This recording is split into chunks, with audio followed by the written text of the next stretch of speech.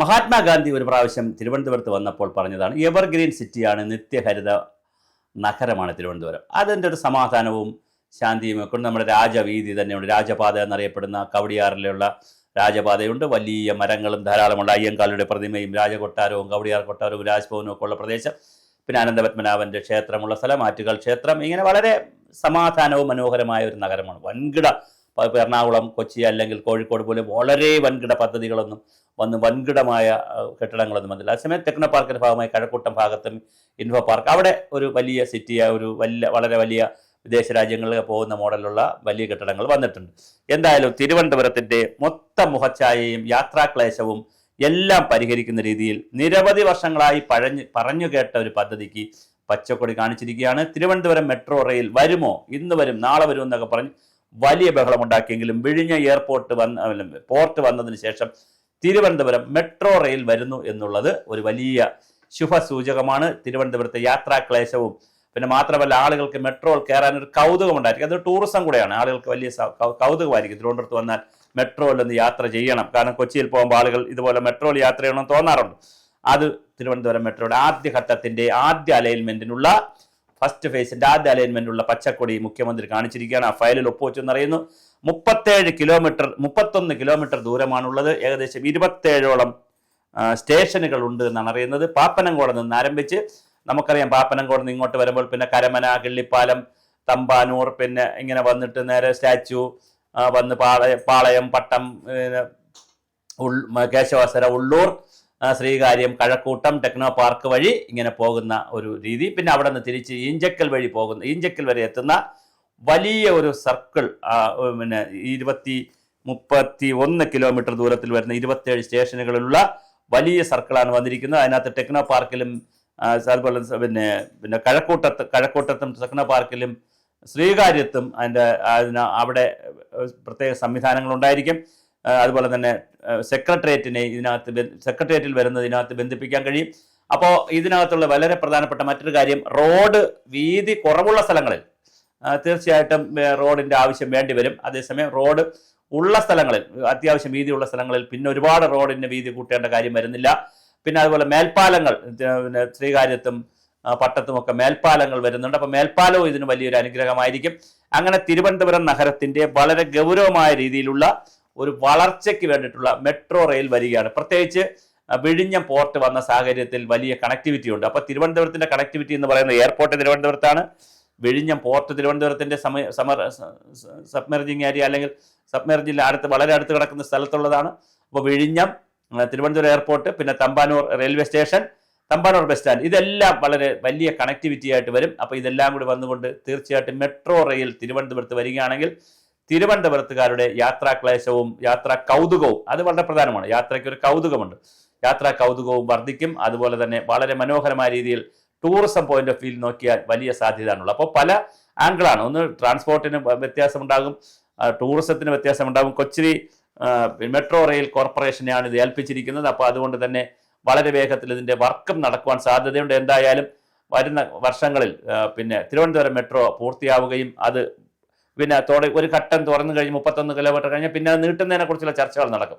സ്വാഭാവികമായിട്ട് അതങ്ങോട്ട് പല വഴിക്ക് ഇപ്പം നെടുമങ്ങാട് ഭാഗത്തേക്ക് എത്ര കണ്ട് നീട്ടാം, പേരൂർക്കട വരെ നീട്ടാൻ കഴിയുമോ, ഇപ്പുറത്ത് പിന്നെ കിഴക്കൂട്ടം എന്നുള്ളത് കുറേ കൂടി അങ്ങോട്ടേക്ക് മംഗലാപുരം വരെയൊക്കെ ചിലപ്പോൾ നീട്ടാൻ കഴിയുമോ, അല്ലെങ്കിൽ ആറ്റിങ്ങിലേക്ക് കൊണ്ടുപോകാൻ കഴിയുമോ, പിന്നെ അങ്ങോട്ട് ഈഞ്ചക്കലുള്ളത് കോവളം വരെ കൊണ്ടുപോകാൻ, കോവളം കൂടി ഇതിനകത്ത് ചിന്തിക്കേണ്ട ഒരു വിഷയമാണ്. അപ്പോൾ കോവളം മുതൽ തുടങ്ങി, കാരണം കോവളം ഒരു വലിയ ടൂറിസ്റ്റ് കേന്ദ്രമാണ്. വേളി, ആക്കുളം, ഇതെല്ലാം വരുന്ന ടൂറിസ്റ്റ് സെന്റർ, പിന്നെ ലുലു മാള്, ഇതെല്ലാം നമ്മുടെ ഈ ആളുകൾ മാസ് കൂടുന്ന സ്ഥലങ്ങളാണ്. അപ്പോൾ ഇതെല്ലാം കൂടി കണക്ട് ചെയ്തുകൊണ്ടുള്ള ഒരു മെട്രോ റെയിലാണെങ്കിൽ തീർച്ചയായിട്ടും അത് സാമ്പത്തികമായി മെച്ചമുണ്ടാക്കും, ഒരുപാട് പേർക്ക് തൊഴിലുണ്ടാക്കും.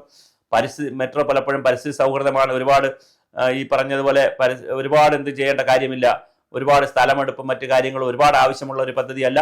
അതുകൊണ്ട് ഇന്ത്യയിൽ നമ്മുടെ മെട്രോമാനായിട്ടുള്ള ഈ ശ്രീധരനാണ് കൊങ്കൺ റെയിൽവേ ചെയ്ത ഈ ശ്രീധരൻ എന്ന് പറയുന്ന നമ്മുടെ മലയാളിയുടെ അഭിമാനമായിട്ടുള്ള എഞ്ചിനീയറായ ഈ ശ്രീധരൻ സാറാണ് ഈ കൊങ്കൺ റെയിൽവേ അത്ഭുതത്തിൻ്റെ ഭാഗമായി കൊങ്കൺ റെയിൽവേയുടെ പണി കഴിഞ്ഞപ്പോൾ ഇന്ദിരാഗാന്ധിക്ക് നേരിട്ട് ആ കൊങ്കൺ റെയിൽവേ ചെയ്ത എഞ്ചിനീയറെ കാണണം എന്ന് പറയുകയും ഡൽഹിയിലേക്ക് വിളിക്കുകയും അങ്ങനെയാണ് ഡൽഹി മെട്രോ കോർപ്പറേഷൻ്റെ പിന്നെ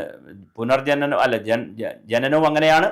അതിന്റെ ഭാഗമായി ഡൽഹിയിലെ മെട്രോ കൊണ്ടുവരുന്നതിൽ ഇ ശ്രീധരന്റെ മെട്രോ മാൻ എന്നാണ് അദ്ദേഹം അറിയപ്പെടുന്നത്. അദ്ദേഹത്തിന്റെ വലിയ കാഴ്ചപ്പാട് വന്നിരുന്നു. ഇനിയിപ്പോൾ കൊച്ചി മെട്രോ റെയിൽ കോർപ്പറേഷനെ ഇത് ഏൽപ്പിച്ച സാഹചര്യത്തിൽ രാഷ്ട്രീയത്തിന് അദ്ദേഹം ഇപ്പോൾ BJP ഇ ശ്രീധരൻ ഇപ്പോൾ BJPയിലാണ് എങ്കിൽ പോലും അദ്ദേഹം പിന്നെ പാലക്കാട് മത്സരിച്ച് ഷാഫി പറമ്പിലിനോടൊപ്പം തോറ്റുപോയെങ്കിൽ അദ്ദേഹത്തിന്റെ സേവനം എടുക്കണമെന്നാണ് ഞാൻ പറയുന്നത്. അപ്പോൾ മഹത്തായ വലിയൊരു എഞ്ചിനീയർ, ഇത്രയും ഇന്ത്യയിൽ മെട്രോ എന്ന സ്വപ്നം കൊണ്ടുവന്ന, മെട്രോ നടപ്പിലാക്കിയ, മെട്രോയുടെ പിതാവ്, the father of metro rail in India എന്ന് പറയുന്ന, അല്ലെങ്കിൽ അങ്ങനെ പറയാവുന്ന നമ്മുടെ ഇ ശ്രീധരൻ സാർ ജീവിച്ചിരിപ്പുണ്ട്. സാറിന്റെ കൂടി സേവനം എടുത്തുകൊണ്ട് തിരുവനന്തപുരം നഗരത്തിൽ അതിമനോഹരമായ രീതിയിൽ ഞാൻ ഈ പറഞ്ഞ പോലെ 31 കിലോമീറ്റർ ഒന്നാം ഘട്ടത്തിലും തുടർന്ന് വരുന്ന ഘട്ടങ്ങളിൽ കൂടുതൽ കിലോമീറ്ററും എടുത്തുകൊണ്ട് ഇപ്പോൾ 27 സ്റ്റേഷനുകൾ വന്നുകൊണ്ട്, എന്നാൽ ഇനിയും കൂടുതൽ സ്റ്റേഷനുകൾ വരുത്തിക്കൊണ്ട് പാപ്പനംകോട് നിന്ന് ആരംഭിച്ച് ഞാൻ ഈ പറഞ്ഞ പാപ്പനംകോട് നിന്ന് തിരുവനന്തപുരത്തിന്റെ രാജപാതകളിലൂടെ അല്ലെങ്കിൽ പ്രധാനപ്പെട്ട വീതികളിലൂടെ കഴക്കൂട്ടം വരെ എത്തുന്ന, ടെക്നോ പാർക്ക് വരെ എത്തുന്ന രാജപാത അല്ലെങ്കിൽ മെട്രോ പാത, അവിടെ നിന്ന് ഈഞ്ചക്കൽ വഴി പോകുന്ന, അപ്പോൾ തീർച്ചയായിട്ടും തിരുവനന്തപുരം എന്ന് പറയുന്നത്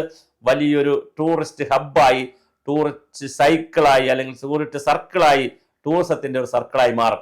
ഇവിടെ വളരെ പ്രധാനപ്പെട്ട ഒരു കാര്യം ആലോചിക്കേണ്ടത്, കോവളം തുടങ്ങി പിന്നെ നമ്മുടെ ആക്കുളവും പിന്നെ വേളിയും ഒക്കെ കണക്ട് ചെയ്തുകൊണ്ടുള്ള ടെക്നോ പാർക്ക് വരെ പോകുന്ന ഒരു ടൂറിസവും, അതുപോലെ ട്രാൻസ്പോർട്ട് ടൂറിസവും, അതുപോലെ തന്നെ പിന്നെ സ്പിരിച്വൽ ടൂറിസം, അനന്തപത്മനാഭ ക്ഷേത്രം, ആറ്റുകാൽ ക്ഷേത്രം, ഇങ്ങനെ തുടങ്ങി ഗണപതി ക്ഷേത്രം, ഇങ്ങനെ ക്ഷേത്രങ്ങൾ ധാരാളമുള്ള ഒരു നഗരമാണ് തിരുവനന്തപുരം. അതിനെ കണക്ട് ചെയ്തുള്ള പിന്നെ ഒരു സ്പിരിച്വൽ ടൂറിസം, പിന്നെ ഒരുപാട് ഹെറിറ്റേജ് സംവിധാനമുള്ള ഒരു സിറ്റിയാണ് തിരുവനന്തപുരം. അപ്പോൾ ഹെറിറ്റേജ് ടൂറിസം, ഇങ്ങനെ പലതരത്തിലുള്ള ടൂറിസത്തെ പ്രൊമോട്ട് ചെയ്യാൻ ഇതിന് കഴിയുന്നതാണ്.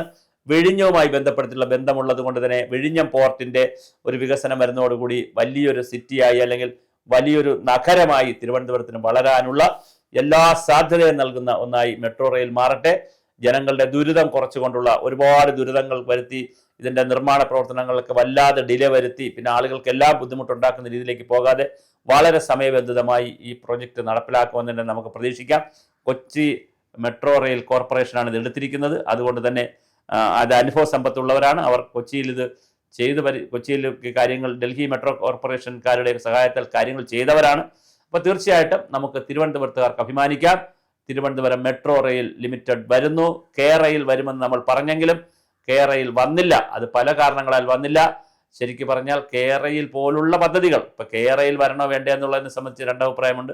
പക്ഷേ നമ്മുടെ കണക്ടിവിറ്റി കൂട്ടുന്നതിനെക്കുറിച്ച്, ആളുകളുടെ വേഗതയിൽ പോകുന്നതിനെക്കുറിച്ച്, കണക്ടിവിറ്റി കൂട്ടുന്നതിനെക്കുറിച്ചുള്ള വലിയ പദ്ധതികൾ ഉണ്ടാകട്ടെ. അത് പിന്നെ വൻകിട പദ്ധതികൾ എന്ന് പറയുമ്പോൾ അതിന് വൻകിട അഴിമതിയാണ്, അതിനകത്ത് ഒരുപാട് പണം ഉള്ളതാണ് എന്നുള്ള ചർച്ചകളുമുണ്ട്. അതൊരു വലിയ, പിന്നെ പരിസ്ഥിതി സൗഹൃദമായി എങ്ങനെ ഇത്തരം പദ്ധതികൾ കൊണ്ടുവരാൻ പറ്റും, അതുപോലെ തന്നെ പരമാവധി ജനങ്ങളെ കുടിയൊഴിപ്പിക്കാതെ അല്ലെങ്കിൽ റിഹാബിലിറ്റേറ്റ് ചെയ്യാതെ എങ്ങനെ ഈ പദ്ധതി കൊണ്ടുവരാൻ പറ്റും, ഇത്തരം ചില ടാസ്കുകളുണ്ട് ഇതിനകത്ത്. പരിസ്ഥിതിയെ ഒരുപാട് ഉപദ്രവം, കാരണം പിന്നെ ഇത് എന്ത് ചെയ്യുമ്പോഴും വെറ്റ്ലാൻഡ്, അതുപോലെ തന്നെ കുളങ്ങൾ, തോടുകൾ, നദികൾ, ഇങ്ങനെ ഒരുപാട് സംവിധാനമുണ്ട് തിരുവനന്തപുരത്തായാൽ പോലും. ഇപ്പോൾ കരവന നദി ക്രോസ് ചെയ്യണം, പിന്നെ കിള്ളിയാർ ക്രോസ് ചെയ്യണം, ഇതൊക്കെ ഉണ്ട്. അപ്പോൾ ഇതെല്ലാം വരുമ്പോഴും അതിനൊന്നും ഒരു ബുദ്ധിമുട്ടും ഉണ്ടാകാത്ത രീതിയിലുള്ള അത്യാധുനിക സാങ്കേതിക വിദ്യകൾ ഉപയോഗിച്ചുകൊണ്ട് വളരെ മനോഹരമായ രീതിയിൽ പാപ്പനംകോട് നിന്ന് തുടങ്ങി തിരുവനന്തപുരം ക്രോസ് ചെയ്ത് പട്ടം വഴി പോയി അത് കഴക്കൂട്ടത്തെത്തി അവിടെ നിന്ന് പിന്നെ ഈഞ്ചക്കൽ വഴി പോകുന്ന 10-31 കിലോമീറ്റർ ദൂരം നീണ്ടു നിൽക്കുന്ന മനോഹരമായ മെട്രോ പാത തിരുവനന്തപുരത്തുകാർക്ക് ഒരു സമ്മാനമായി വരുന്നുണ്ടെന്നറിയുന്നു. ഉമ്മൻചാണ്ടിയുടെ കാലം മുതൽ തന്നെ ഇതിനുവേണ്ടിയുള്ള ചർച്ചകൾ, ബഹളങ്ങളൊക്കെ നടന്നെങ്കിലും ഇപ്പോഴാണ് ഇത് കരഗതമാകുന്നത്, ഇതിനൊരു സാങ്ഷൻ വന്നത്. എന്തായാലും തിരുവനന്തപുരത്തുകാർക്ക് അഭിമാനിക്കാം, സന്തോഷിക്കാം. യാത്രാക്ലേശം മാറുമെന്ന് തന്നെ നമുക്ക് പ്രതീക്ഷിക്കാം.